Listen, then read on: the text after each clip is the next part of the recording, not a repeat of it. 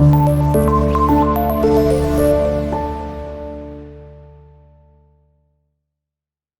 वालेकुम। क्लास 9 कैसे हैं बेटा आप लोग? ठीक हैं, उम्मीद करता हूँ आप लोग खैरियत से होंगे। आज का हमारा टॉपिक तर्जुमा कुरान है, सब्जेक्ट और सूरत ताहा, और हमने इसकी जो है वो तारुफ़ की चीज़ें पढ़ ली हैं। तारुफ़, वजह तस्मिया, इल्मी अमली निकात, मज़ामीन, खुलासा, सब कुछ हमने एक लेक्चर में किया था। फिर हमने उसके बाद इसकी आयात भी पढ़ ली थी। आज जो हमारा काम है, हमने मश्की सवालात करने हैं, इसकी एक्सरसाइज सॉल्व करनी है।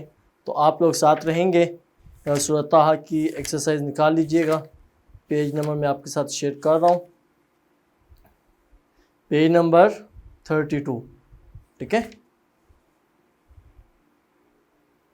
Page number 32।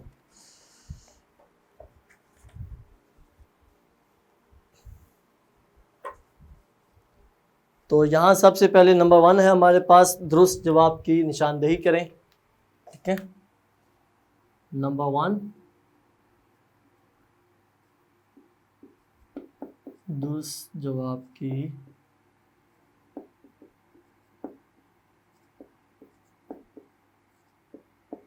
और इसके फिर हमारे पास पार्ट्स हैं। Number 1, 2, 3, 4 and 5। 5 इसमें पार्ट हैं, जुज़ हैं हमारे। और फिर हम इसका अब देखें। सबसे पहले हमारे पास हज़रत मूसा अलैहिस्सलाम का तफसीली ज़िक्र है। कौन सी सूरत में? 4 ऑप्शन दिए हुए हैं।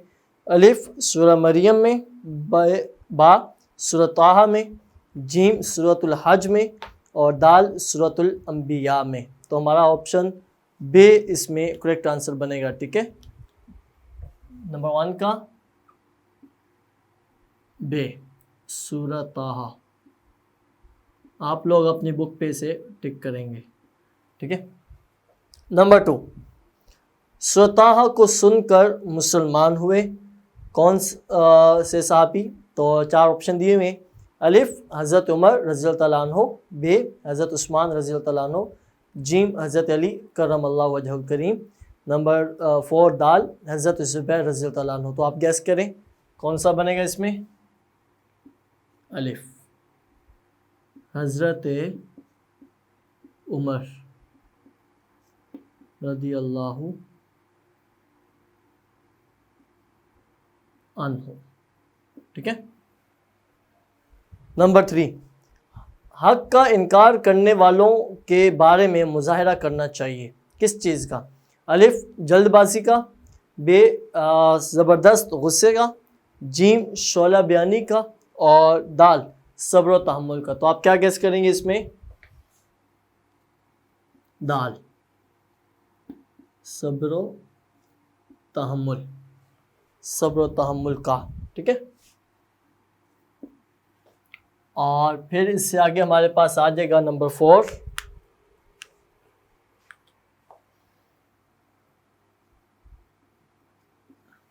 चले नंबर 4, हज़रत मोहम्मद रसूलुल्लाह ख़ातमुन नबिय्यीन सल्लल्लाहु अलैहि वसल्लम का सबसे बड़ा मौजज़ा है क्या?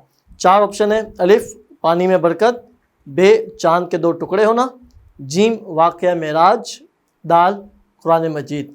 अब आप जानते तो हैं कि सारे ही जो 4 ऑप्शन हैं नबी पाक सल्लल्लाहु अलैहि वसल्लम के मौजज़ात हैं। तो मैंने आपको बताया हुआ है कि हमने बुक को फॉलो करते हुए देखना है कि हमारी बुक में किस चीज़ को डिस्कस किया गया है। तो हमने सिलेबस के अकॉर्डिंग आंसर करना होता है। ऑप्शन तो 4 हैं, चारों ही नबी पाक सल्लल्लाहु अलैहि वसल्लम के मौजज़ात हैं और बड़े मौजज़ात हैं कि वाक़या मेराज, अगर हम एक लफ्ज़ में बात करें कि इम्पॉसिबल, कि कुरान पाक के अल्फाज हैं कि नबी पाक सल्लल्लाहु अलैहि वसल्लम को रात के थोड़े से हिस्से में अल्लाह ताला ने इतनी ज़्यादा सैर करवाई। तो ये आपने सुना होगा वाक़या। तो उसमें ये कि इम्पॉसिबल हम कह सकते हैं कि बिल्कुल भी ना होने वाला, लेकिन जब बात नबी पाक सल्लल्लाहु अलैहि वसल्लम की होती है तो उनके लिए ये लफ्ज़ इम्पॉसिबल हम नहीं इस्तेमाल कर सकते कि उनके लिए हर नामुमकिन भी मुमकिन मामला होता है। तो हम इसमें ऑप्शन जो चूज़ करेंगे दाल, कौन सा? दाल कुरान मजीद। हमने सूरत ताहा में पढ़ा हुआ है, ठीक है, कुरान मजीद। नंबर 5 एंड लास्ट,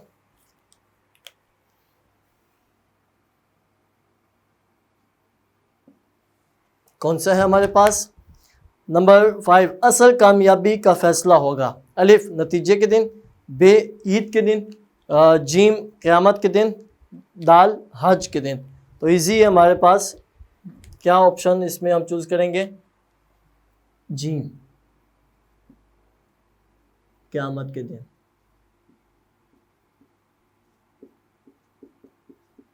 ठीक है, क़यामत के दिन।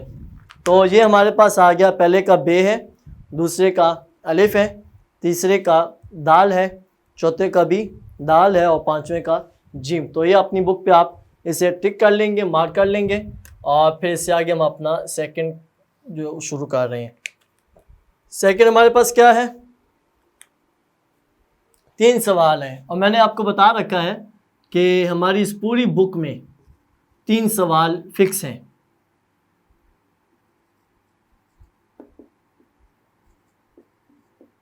मुख्तसर सवालात। अच्छा, तो हमारे इसमें 3 सवाल फिक्स हैं और इस सूरत में है भी 3।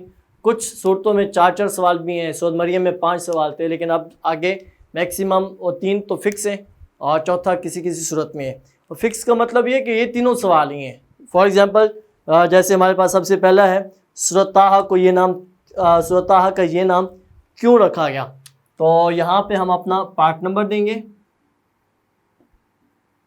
और फिर आपको पता हम क्या करते हैं, हम इसकी हेडिंग देते हैं। क्या देंगे? सूरत ताहा की वजह तस्मिया। ठीक है,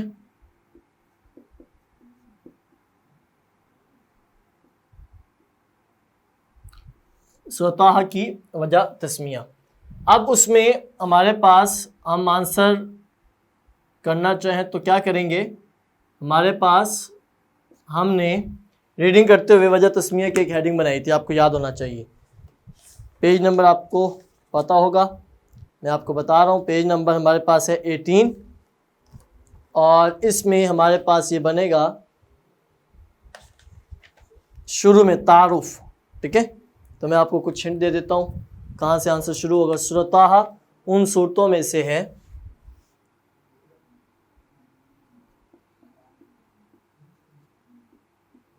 आपने ब्रैकेट करनी है इसके लिए। ठीक है, तो ब्रैकेट करके नंबर 1 आंसर करेंगे। सूरत ताहा उन सूरतों में से है। आगे एंड पे क्या आएगा हमारे पास?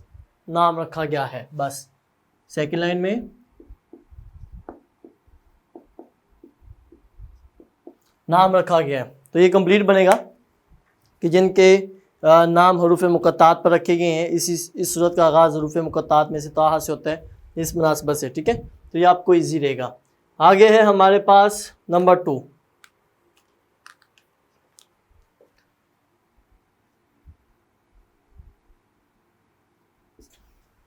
सूरत एक्सरसाइज में देखेंगे सूरत ताहा का खुलासा क्या है। अब यहाँ हेडिंग के लिए क्या लिखेंगे? सूरत ताहा का खुलासा। अगर हम सिर्फ खुलासा लिख देंगे तब भी ठीक है, अदरवाइज़ ये हमारा इसके साथ भी आ जाएगा सूरत ताहा का खुलासा, तो साथ सूरत का नाम भी लिखा जाएगा। तो ये भी हमें पता होना चाहिए। मज़ामीन से ऊपर वाली लाइन पेज नंबर 18 पे कि सूरत ताहा का खुलासा हज़रत मूसा अलैहिस्सलाम का तफसीली तज़किरा और फिर तौहीद, रिसालत और आखिरत का बयान। 1 लाइन इसमें आंसर बनेगा। और तौहीद, रिसालत, आखिरत को क्या कहा जाता है ये भी आपको बताया हुआ है, ईमानियात सलासा। तो मैं बस इतना आपके लिए ईजी रहेगा। अब हम तीसरा सवाल करेंगे, उससे पहले हम इसे रेज़ करके वो आपको मैं बता देता हूँ। तीसरा सवाल मुझे ज़ुबानी भी पता चल जाएगा क्योंकि मैंने आपको बताया कि 3 सवाल हमारे इसके फ़िक्स ही हैं। तो तीसरा सवाल क्या आएगा? सूरत ताहा के इल्मी अमली निकात में से कोई से 2 लिखें। तो यहाँ पर लिखेंगे सबसे पहले 3, पार्ट नंबर 3, हेडिंग सूरत ताहा के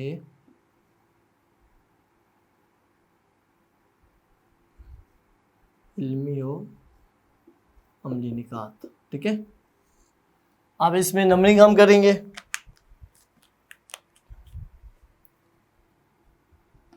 नंबर 1, नंबर 2। आंसर पूरा करने के बाद यानी 2 पॉइंट लिखने के बाद हम क्या करेंगे, हम लॉन्ग में भी इन्हीं चीज़ों को फॉलो करेंगे। मैंने सूरत मरियम में भी आपको बताया था।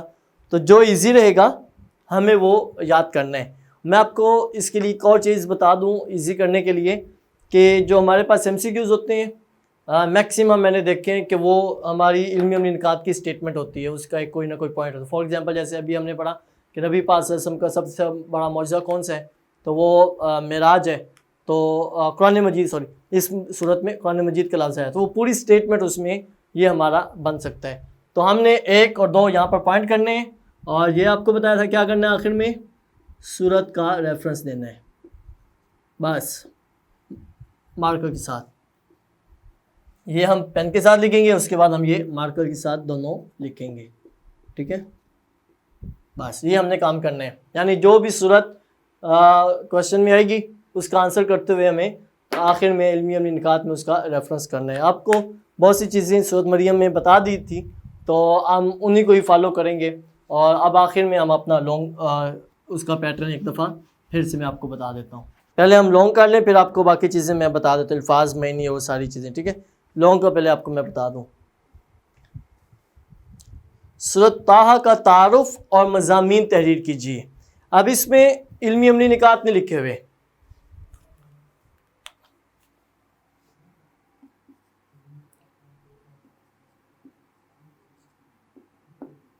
तफसीली जवाब दें। सूरत ताहा का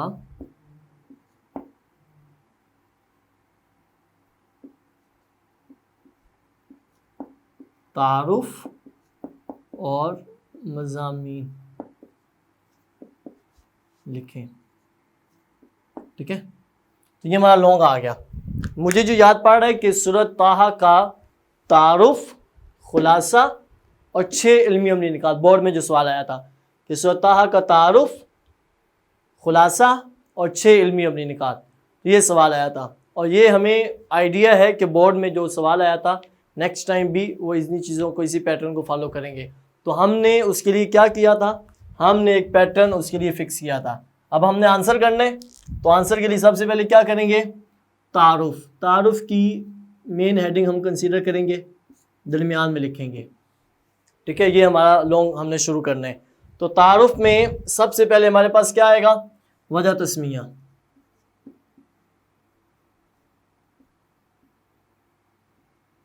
वजह तस्मिया, अच्छा, वजह तस्मिया में अभी हमने शॉर्ट क्वेश्चन में आंसर किया था।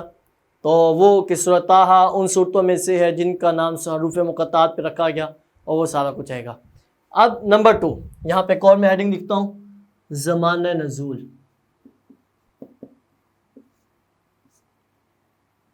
ज़माना नज़ूल, ठीक है, ज़माना नज़ूल का मतलब मक्की या मदनी। मैं लिख के आपको एग्जांपल देता हूँ कि ज़माना नज़ूल में कुरान पाक के नाज़िल होने के 2 ज़माने हैं, एक मक्की है और एक मदनी है। इसमें जो आंसर बनेगा हमने वो करने हैं। तो आंसर क्या बन रहा है इसमें, मक्की। सूरत ताहा मक्की सूरत है, तो हमें ये सिर्फ इसमें ऐड करना है। तो मैं आपको लिख देता हूँ, सूरत ताहा मक्की सूरत है, पूरा यहाँ पर इतना ही लिखना है।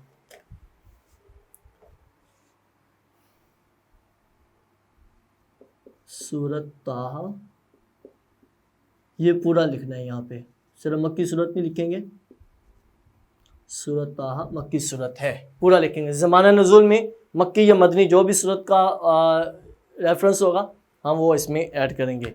अगली हेडिंग हमारे पास क्या आएगी, इजमाली खाका।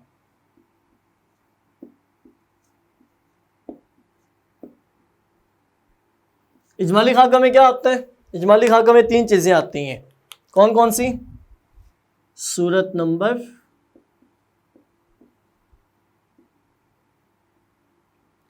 आउट ऑफ 114 टोटल 114 सूरतें हैं, तो 114 सूरतों में इस सूरत का नंबर क्या है, यानी ये कितने नंबर पे आ रही है, हम आंसर भी करेंगे।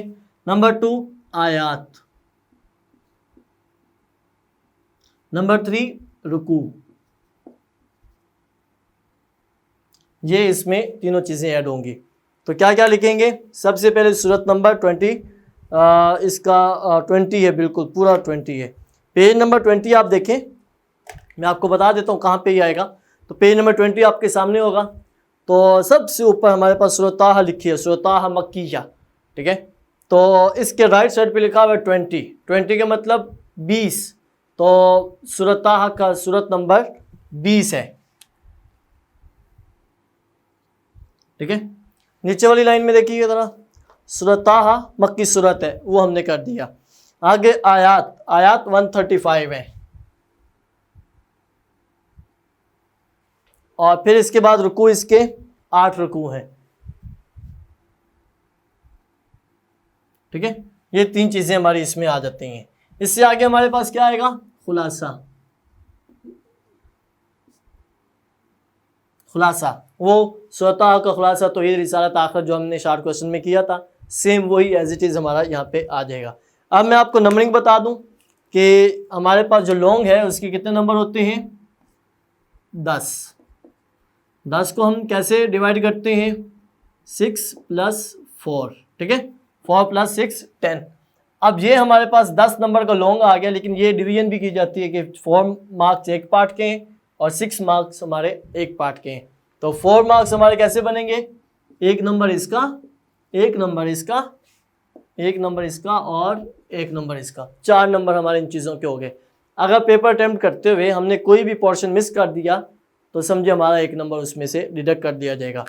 इससे आगे हमारे पास आखिर में 2 चीज़ें रहती हैं, एक तो मज़ामीन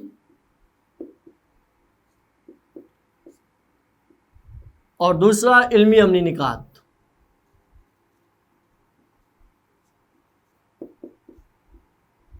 इल्मी अमली निकात, मज़ामीन में हमने क्या करना है? मज़ामीन या इल्मी अमली निकात, इसके भी और इसके भी 6 नंबर हो सकते हैं। जो हमने ऑब्ज़र्व किया पेपर बोर्ड का, तो उसमें हमें यही चीज़ें पता चली हैं कि 2 ग्रुप थे, एक मॉर्निंग एक इवनिंग। तो एक ग्रुप में मॉर्निंग में आई थिंक मज़ामीन पूछे गए थे और इवनिंग में इल्मी अमली निकात पूछे गए थे। तो यानी ये दोनों चॉइस पे हैं। हमने लर्निंग तो सब भी करनी है, सारी चीज़ें याद करनी है, लेकिन आंसर जब पेपर के लिए हमें करना होगा तो डिपेंड करेगा कि हमसे क्या पूछा जा रहा है। तो ये 4 चीज़ें तो फिक्स ही हैं, ये नहीं चेंज होंगी। तो इन 2 में हमें चॉइस मिल सकती है। चॉइस का मतलब ये कि पेपर बनाने वाला ये हमसे ये पूछ सकता है, ये पूछ सकता है। तो अगर ये पूछेगा मज़ामीन, तो हमने उसमें पैराग्राफ बनाने हैं, हमने उसमें पैराग्राफ बनाने हैं कि हज़रत मूसा अलैहिस्सलाम के अतवार, वो जो हमने लेक्चर में यहाँ साइड पे अहम निकात लिखे थे, वो हमारी हेडिंग्स ही हैं जो हमें इस पोर्शन में ऐड करनी है। तो वो मिनिमम 2 पेज तक हमें डिटेल करना होगी, मिनिमम 1.5 2 पेज तक। एक पेज पे ये 4 चीज़ें आ जाएंगी, 1 पेज 1.5 पेज पे, और नेक्स्ट हमारे पास 1.5 पेज पे वो आ जाएगा। आगे है इल्मी अमली निकात। तो अगर ये हमसे 6 पूछते हैं तो ये हमने तर्जमा उसमें सूरह मरियम में भी किया था, ठीक है। तो हमें ये काम करना है कि वो हमें 6 के 6 इल्मी अमली निकात करने हैं, और आखिर में हम क्या करेंगे? सेम वही काम कि जो हम इसमें रेफरेंस करते हैं, सूरत ताहा। यानी लॉन्ग जो भी आएगा, शॉर्ट जो भी आएगा, यानी इस सब्जेक्ट में जो भी सवाल पूछा जाएगा वो किसी न किसी सूरत से रिलेटेड होगा।